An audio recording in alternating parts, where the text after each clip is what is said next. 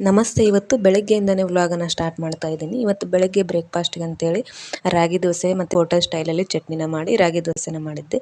ಹಾಗೆ ಬ್ರೇಕ್ಫಾಸ್ಟ್ನೆಲ್ಲ ಮುಗಿಸಿದ ಮೇಲೆ ಮಧ್ಯಾಹ್ನ ಅಡುಗೆಗೆ ಅಂತೇಳಿ ರೊಟ್ಟಿ, ಕ್ಯಾಬೇಜ್ ಪಲ್ಯ ಮತ್ತು ಟೊಮೆಟೊ ಸಾಂಬಾರು ಮಾಡೋಣ ಅಂತ ಮಾಡ್ತಾ ಇದ್ದೆ. ಮೊದಲು ರೊಟ್ಟಿಗೆ ಹಿಟ್ಟನ್ನು ಜಿಗುಟ್ ಹಾಕೋಬೇಕಂತೇಳಿ ನೀರನ್ನು ಬಿಸಿ ಮಾಡ್ಲಿಕ್ಕೆ ಇಟ್ಟು ಕುದಿಯುವಾಗ ಸ್ವಲ್ಪ ಉಪ್ಪನ್ನು ಹಾಕಿ ಅದಕ್ಕೆ ಜೋಳದ ಹಿಟ್ಟನ್ನು ಹಾಕಿ ಚೆನ್ನಾಗಿ ಚಮಚ ಸಹಾಯದಿಂದ ಕೈ ಆಡಿಸಿದ್ರೆ ಜಿಗುಟ್ ರೆಡಿ ಆಗುತ್ತೆ. ಒಂದ್ ಕಡೆ ಕ್ಯಾಬೇಜ್ ಪಲ್ಯನೂ ಕೂಡ ಮಾಡ್ಕೊಳ್ಳೋಂತ ಮಾಡ್ತಿದ್ದೆ.